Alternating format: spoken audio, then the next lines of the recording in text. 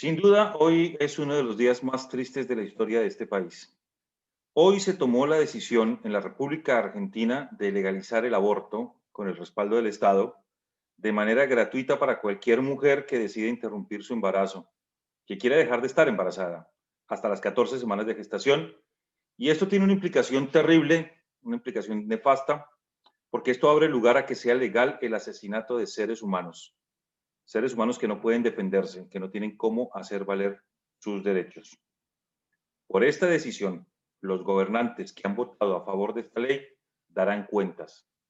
Lo crean o no lo crean, da lo mismo. Van a dar cuentas delante de Dios.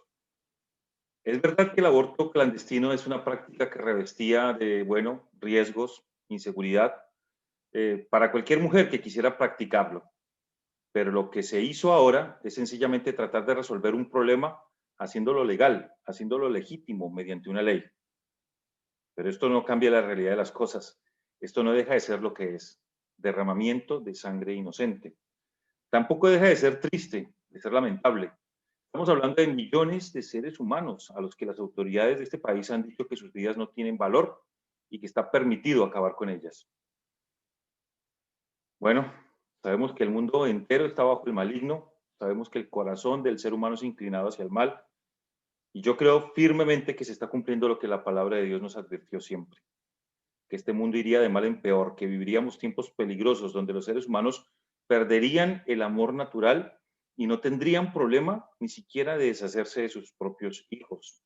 Triste, pero Dios está al tanto de todas estas cosas. Y esto, déjenme decirles, se veía venir. Tenemos que ser claros al respecto. Detrás de esto, sin lugar a dudas, hay intereses diversos. En primer lugar, hay un interés económico. Estoy convencido que la mayoría de militantes de estas causas son objetos utilizados por quienes quieren lucrar a través de la legalización del aborto en todo el mundo. ¿Saben por qué? Porque cada aborto ahora es gratuito para la mujer que se lo practica, pero no lo es para el Estado. Cada aborto tiene un costo, un precio que es pagado con los impuestos de los ciudadanos y que enriquece a todos aquellos que están detrás de esta clase de lucro. El precio de cada aborto va a lucrar a personajes que a nivel mundial van tras de eso. Acerca de esto hay muchas demandas fundamentadas. Por eso creo que los militantes del aborto o los militantes pro aborto en su mayoría son personas ignorantes, ignorantes de esta realidad. Son títeres utilizados para que otros lucren,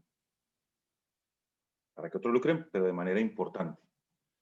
Por otro lado, otro aspecto por el cual era imparable la legalización del aborto en Argentina es que en todo esto hay también un aspecto moral que está detrás de todo.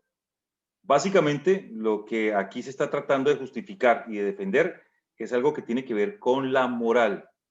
Me refiero al hecho de que las personas pueden seguir llevando una vida disoluta, no solamente las mujeres, sino también los hombres, por supuesto.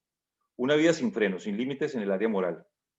Es sencillamente la forma de vida que hace décadas impera en esta sociedad. El sexo sin responsabilidad.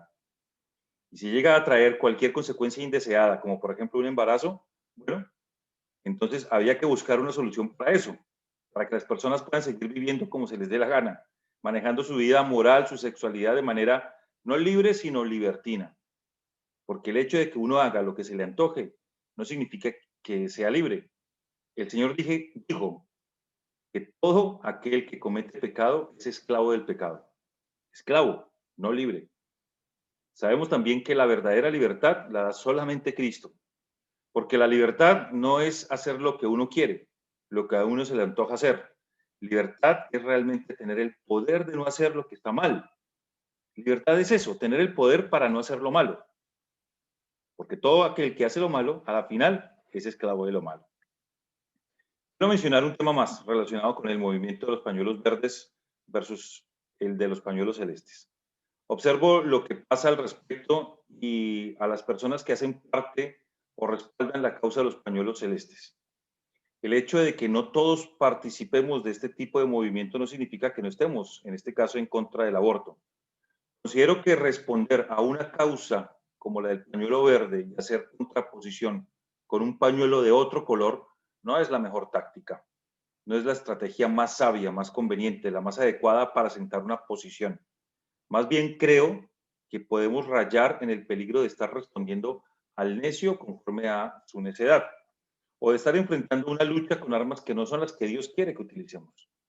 Aquellas armas poderosas en Dios, las armas de nuestra milicia. Creo que es mucho más importante para nosotros hacer un trabajo, en primer lugar, en oración. En segundo lugar, un trabajo de acercarnos a las personas, de escuchar a la gente, de llegar a las personas con el mensaje del Evangelio, de entender por qué chicas y muchachos, hombres y mujeres participan en movimientos como el pañuelo verde. ¿Por qué están ahí? ¿Por qué piensan como piensan? ¿Por qué sienten lo que sienten? ¿Por qué expresan la bronca como la expresan? Porque vuelvo a repetir, muchos de ellos son objetos, objetos utilizados, cerebros lavados, y detrás de ello, detrás de eso, hay historias de vida, de sufrimiento, gente que ha tenido que en carne propia pasar por episodios muy dolorosos. Entonces, además de dolor, hay bronca, hay resentimiento, hay heridas, y la gente necesita que el Evangelio de Dios llegue a sus vidas. Quiero decir, la gente necesita que nos acerquemos, que veamos su dolor, su tristeza, que les escuchemos y que sin pretender debatir, sin buscar entrar en conflicto, les podamos mostrar el amor de Dios. El Señor Jesucristo es nuestro gran ejemplo. Él habló con los pobres, con los necesitados, con los que eran considerados los pecadores, con los que estaban sumidos en la esclavitud del pecado. Se acercó a ellos con la cura, con gracia, con misericordia, con compasión. Entró a sus casas, habló con ellos, se acercó, les ayudó de manera real. En cambio, los gobernantes hipócritas de aquella época, con ellos sí fue bastante crudo, fue directo, fue fuerte, confrontador. Sigo pensando que la mayoría de los militantes de movimientos proabortistas es gente que por su historia de vida es vulnerable a ser utilizada por los que de verdad tienen intereses económicos y de poder, por supuesto. Recordemos que la gente en su desenfreno moral también está sufriendo, también está enfrentando consecuencias duras, no solamente de lo que ellos sembraron, sino también de lo que otros sembraron, porque no siempre cosechamos lo que nosotros mismos sembramos, sino también lo que otros sembraron. Por eso nunca he sido abiertamente una persona que respalda las marchas contra el aborto. Respeto a todos mis amigos, hermanos, conocidos, desconocidos que participan de esta clase de manifestaciones. Pero creo que más allá de lo que nosotros podamos llegar a hacer levantándonos y manifestándonos y movilizándonos y haciéndonos sentir, hay decisiones que, escuchen bien lo que voy a decir, hay decisiones que ya estaban tomadas. En Argentina el aborto sería legalizado.